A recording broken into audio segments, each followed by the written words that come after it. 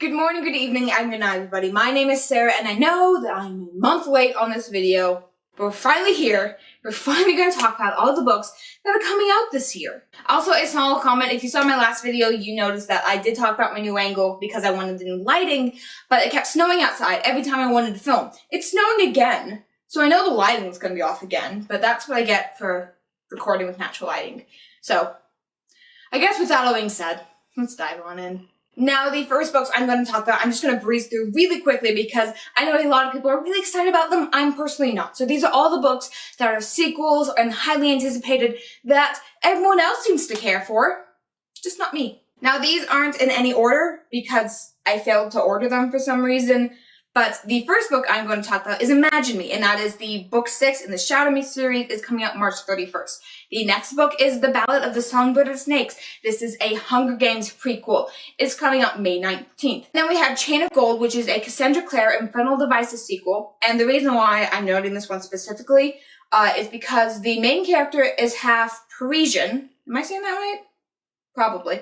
It's coming out March 3rd. Ember the Ashes, book 4 is coming out June 1st. I do not believe it has a name yet.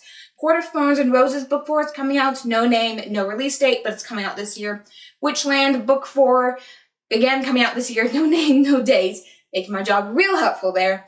Hands on the Wall, which is truly devious, book 3, coming out January 21st. So that's already out. Okay. So if you're interested in the Truly Devious, which is a series all following the same mystery, that's already out. Book 3 is there. I believe that's the last book of the series, so we finally get an answer to the big mystery. And then we have Heart of Flames, which is book 2 of Crown of Feathers. I have been meaning to pick that up, so that's coming out February 11th, so maybe I should read the first book in the series. A Heart So Fierce and Broken, which is Cursebreakers, book 2. That's coming out January 7th, which again is already out. My Calamity Jane, which is the third book. They're all, I believe, companion novels, so not like in the series. But it's the third book in the Lady Janies series, which is coming out June 2nd. I actually want to read this one, so maybe I should move that further into, like, I want to read. And then King of Crows, which is the fourth book in the Diviners series, is coming out February 4th. I'm currently reading the Diviners. I don't know if I'm going to get the next book, but book 4 is coming out, so that's a note. I believe that one's also the last book in the series. So if you want to, like, binge the series, the first book's ridiculously long, just warning you. But, hey, they're all out now.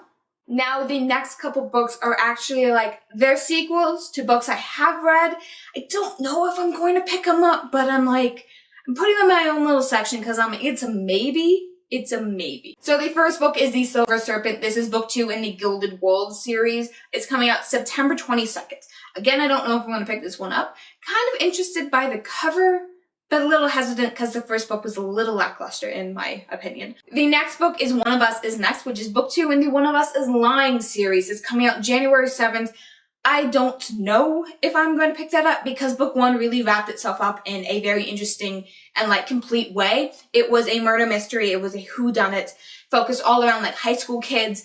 And I'm like, I don't know how you're going to continue the series. So, a little concerned, but definitely intrigued. I want to see how the ratings pan out. And this next one is a rumor, so I was a little hesitant to put it on this list, but it is rumored that the third book in the Children of Blood and Bone series, that series has a name that I cannot pronounce, but yeah, third book in that wonderful series is potentially coming out this year. It might be pushed back to 2021.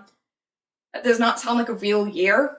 We're gonna ignore that, but potentially. So keep your ears open if you're interested in that West African fantasy awesome magic series. It's like really tropey, but it's like really tropey in a good way. Does that make sense? I've talked about it before, you guys should understand. So those are all the books I'm interested in, but I'm also kind of not, and so we're gonna push those off to the side. So these are all books I'm going to spend a little more time talking about just because I actually care about these. So the first 3 are all, like, sequels and series, like, continuations of stories I absolutely love. So I had to include them on this list because you know I'm picking them up. I'm just really bad at getting to sequels, like, in any reasonable amount of time. So I'll definitely buy them. I don't know when I'll read them, but I'll definitely buy them. The first book does not have a release date, which is a little annoying because I really want this to come out, and that is The Tower of Nero. This is book 5 in the Trials of Apollo. I believe this is the last book in the series. You guys know my opinion on Trials of Apollo. It's like a 4-star series. Like, I love it. It's still great, but I know Uncle Rick can do so much better. So I really want to see how they wrap this one up because that might change my total opinion on the series. Like, it might be great and wonderful and awesome and I was just like kind of not liking the first books because the characters hadn't quite grown on me yet. But book five should make or break this for me. So, high expectations. We all know that Uncle Rick, like, he does a great Percy Jackson series. Like, Magnus Chase, forever my favorite series. Is currently what I'm using to cover up my calendar. That was a poster that came in one of my books. That calendar was just a family calendar, and I'm like, I don't want to take it down, but I also haven't gotten their permission to put them on the internet, so just cover it up for now. Magnus Chase, found family story, great. But Trials of Apollo, I'm like, you're so close to being perfect, but you're not, and I think that's my biggest problem with the series, is it has so much expectations, and book 5 is going to have a lot of, like, things to live up to, and I'm really scared it's not going to do that, but I want it to. I really do, because I really want to like the series, but also, it has so much to live up to. The next book I have to talk about is The Night of the Dragon. This is book 3 in the Shadow of the Fox series. It is coming out April 2nd, and I'm so excited. Like, I cannot wait. Shadow of the Fox is this amazing series. Actually, I have book 2 on my shelf, one sec. So yeah, Shadow of the Fox, this is book 2, Soul of the Sword. But I absolutely love this series. It is all Japanese inspired, like, it's basically like high fantasy set in Japan, if that makes sense. It's a different world, but it's very clearly Japan. Our main character is half kitsune, which is a spirit fox. She is like tasked, well, her temple is tasked with protecting a magical scroll that, like, if brought together, like all the pieces of the scrolls brought together every 1,000 years, a dragon will descend and grant one wish. The problem is the wish never goes the way that you think it does. And so she is tasked with, like, keeping it safe. And her temple gets burned down and she has to go on the run protecting the scroll. And the second perspective character is the kind of focus of the second book. He is tasked with retrieving the scroll and he doesn't know that she has it, but she tricks him into, like, taking her to this, like, steel feather temple where the second piece of the scroll is hidden and all that jazz. My problem with the second book is that it kind of backtracks.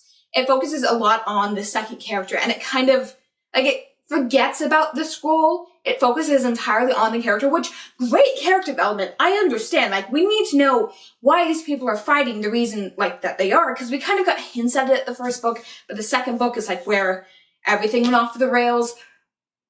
I'm just scared, though, because so little of the plot was advanced in the second book. What will the third book do? Like, I understand we have way more character development now, and we know where these characters are going, and they're a lot stronger than they were in the first book. But how much of the plot has advanced, and how long will this book be? Because I do believe that it's the last book in the series, so I'm super excited. I'm also just terrified. So that's generally how my favorite books are released. The next book in the last series that is being released that I actually care about this year is The Faceless Old Woman Who Secretly Lives in Your Home. This is book 3 in the Welcome to Night Vale novels. This is not a transcript of the podcast. This is its own story. So Welcome to Night Vale, for those of you who don't know, amazing, lovely, horror, sort of urban fantasy podcast. It's great. It's creepy. The mission statement basically that they released is that they make the mundane terrifying and the terrifying mundane. It's amazing. It's creepy. I love it with all my heart. It's a gay love story, but it's not like, I don't like romance. Like, I don't like romance at all. And this makes me care about their romance and their relationships, and it's amazing.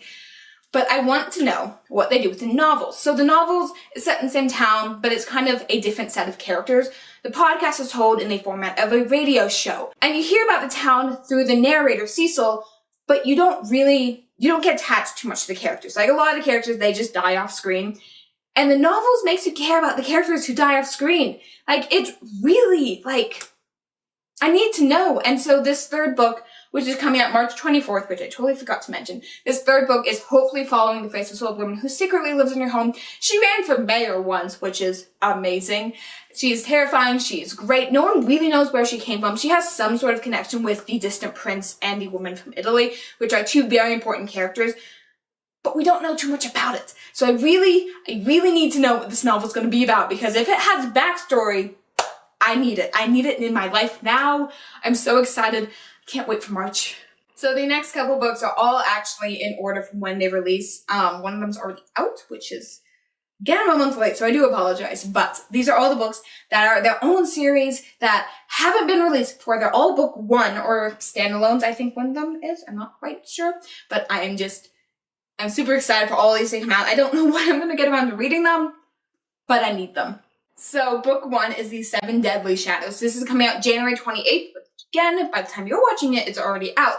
This is, again, a Japanese-inspired fantasy, which kind of obvious. I really like Japanese culture, like in general. I think it's so cool. It's all about this girl who grew up, she was bullied, but the only place she ever found sanctuary was her grandfather's shrine, till one day she's attacked by yokai, which are demons. Our main character trained as a shrine maiden, but the day that she was attacked, she was actually saved by a kitsune. Again, those pop up a lot in Japanese culture, and it's so cool because it also references like Shinigami, which are death gods, which basically, they're not quite Grim Reapers, but they're basically Grim Reapers. It's awesome, and I need it in my life now.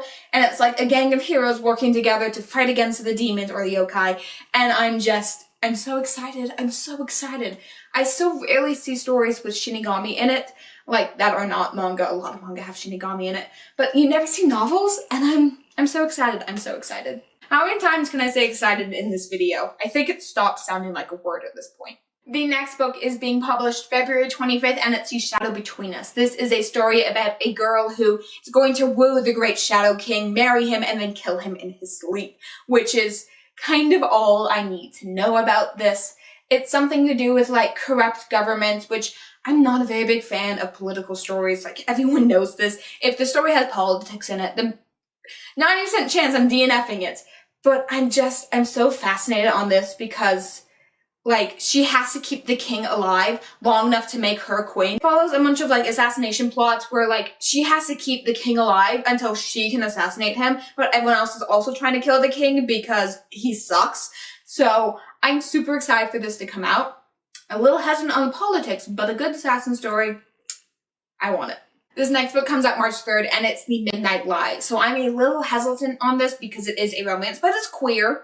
I do have more hope for queer romances because they don't always fall into the tropes, which I despise in normal romance books. It is a fantasy book about our main character who grew up in the lowest class of society. She can't taste sweet, she can't wear colors. It's very nothing for her until one day she meets a trader who's like, hey, the high priestess might have magic. And she's like, hey, I kind of want magic.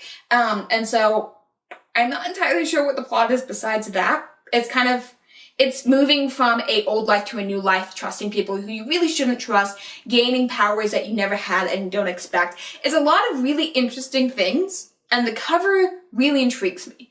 So I want to see what the ratings are for this, but I have high hopes. This next book comes out on June 23rd, and it is The Forest of Souls. So I'm super excited for this book because it deals with soul guides and, like, the dead coming back to life. So our main character was trained to be a royal spy, and that was all going according to plan until her best friend dies and then comes back to life. And it's revealed that our main character is the first soul guide in living memory. No one has any idea what's going on, neither does our main character. It's all super, like, it's all about worrying about war and politics, because again, I'm a little concerned about politics, but magic and souls and life and death. You got all my keywords in there, so I'm willing to try it, even if there's political stuff in it. So the next book is Star Daughter. It is coming out August 11th. It is about the child of a mortal and a star. Again, this is also kind of political. Our main character's father gets injured, and she can only have the help of a full star to heal him, so she has to go on the quest to get her place in the celestial court and prove that she's, like, worth something. But it's also, like, wonder and dark shadow and, like, trying to keep everything under control. And there's also, like, the underlying risk that she might never return to Earth. So, not the biggest fan of political stuff, but I'm intrigued by the whole, like, stars being apparent. So, you got me there. I want to know what's up. The next book is coming out August 4th, and that is Set Fire to the Gods. It follows a main character who is a gladiator. She's living her life, doing her thing, living in a brutal environment until one day her mother is killed, and she's determined to get vengeance on her fire god. So she's basically having a revenge plot. But there's stuff that hints at, like, the revenge plot is kind of like the first portion of the story, and then it goes wrong and we have to follow her for the rest of the story. Like, that's definitely hinting at the synopsis, like, we only get a small bit of revenge plot. I want to know what that is, though, because that's very intriguing, trying to, like, what was that book that was, like, set in, like, Viking-inspired era, and, like, this girl was, like, failed at her coming-of-age ceremony, and she had to go, like, fight a god or whatever. I'm getting hints of that. I'm very intrigued, because that last book was, like, had questionable reviews. I want to know what this book is. And the last book is coming out November 24th, so very near Christmas, which is kind of when things stop being released because you're supposed to pre-order it before you give them as a gift. But it is Rune Song, which Look at this cover, you guys. It looks amazing. So again, this is a queer love story that also is kind of political. Our main character, her voice can be used as a weapon, and for years she has been used as a torture material to torture disgraced nobles at the queen's bidding, until one day her best friend announces that she wants to overthrow the queen, and so our main character has to make the decision, does she do what she always does, or does she follow through with her friend? So that's very interesting. I'm very intrigued. Again, not the biggest fan of political stories, but like, you got me with the title of the book, which has rune in it. Got me with the cool cover, which is purple. So I'm intrigued, but I'm also scared, which seems to be the moral of this entire video. Like, I want to know, but I also kind of don't. So those are all the books I have to talk about today. If you have any more books that I forgot to mention or just didn't put down on my list, please leave that down in the comment section down below. I want to know what's coming out this year. I'm normally really bad at keeping up with new releases, but some of these I need to know. And while you're there, don't forget to like and subscribe. And as always, good night, good evening, and good morning, everybody.